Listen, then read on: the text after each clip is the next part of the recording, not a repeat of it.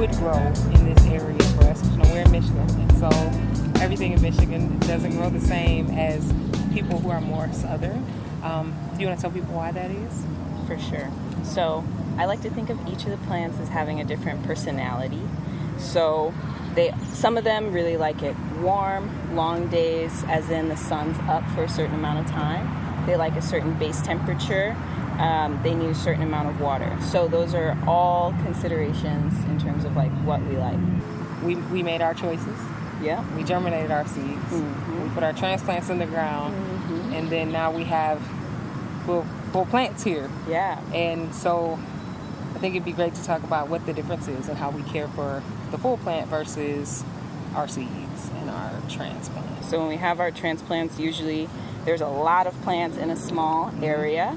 It's easy to water them. It's easier to make sure that they're fully watered because they're in compact sizes.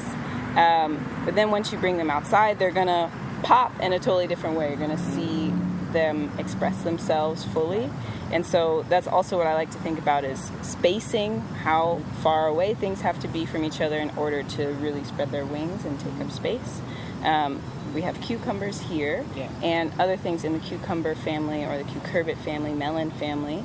They get kind of viney, and they get little tendrils, and they can climb. So here we have them trellis so that they can grow up, but also they can grow on the ground, but know that if you do that, they would take up a lot of space. Yeah. So it's kind of like juggling to think about what you want to grow and how much space you have to do that. And I think, too, an important thing that I realized once my plants got bigger, caring for them, definitely, like you were saying, when you're watering a smaller space, you don't need as much water. But when you have a larger plant in a much larger area, definitely making sure there's enough water and checking your plants to make sure that nothing's eating them before you do, and trying to keep them safe. What ways do you like to keep your gardens safe? Well, I grow in raised beds, so we don't have a lot of pets that kind of go in there, but we do, we plant marigolds around the plants to keep like certain bugs away that we don't want in there. At my home garden, I do have a kind of like chicken wiry sort of thing that I put around my growing area, so the little rabbits and stuff don't just jump into there. The beautiful part of the garden is like you grow it so that you can eat it. Yeah. And then basically you want to set the plant up for success.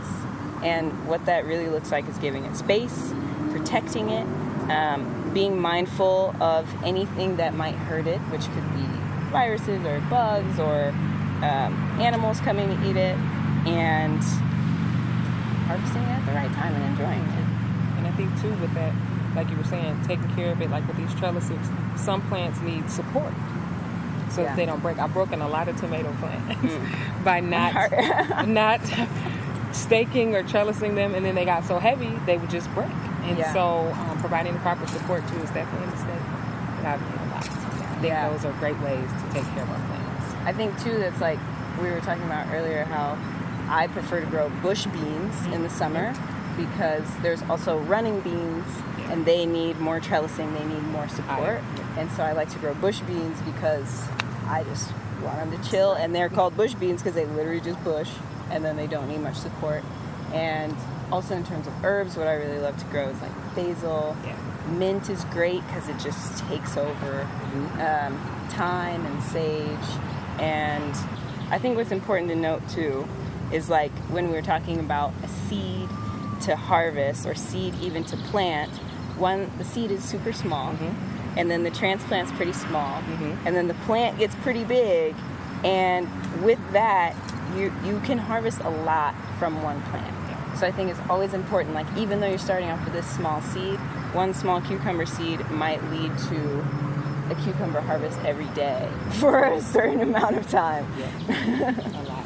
I know for beginners it can seem daunting, like, oh man, I need to know all these things and figure all these things out, but I still consider myself a beginner. I've been growing less than 2 years, and so for me, I want people to know that this is something that you can do. You know, it's not impossible. Our ancestors did this and they didn't go to school for it, and you know, we don't have to.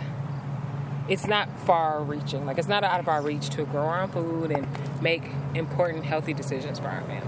What I remind myself of is, like, even if I am overthinking things, it's like I don't make the seed grow, you know? Like, seeds inherently want to grow. Absolutely. And we set them up for success. That's really it. So we know what they like to survive, which is soil, water, sun, and they do all the rest of the work. Absolutely. So a seed will grow whether or not you know what it is, if and when you provide those things. So it's not by our effort that things grow, and I think that helps keep me balanced.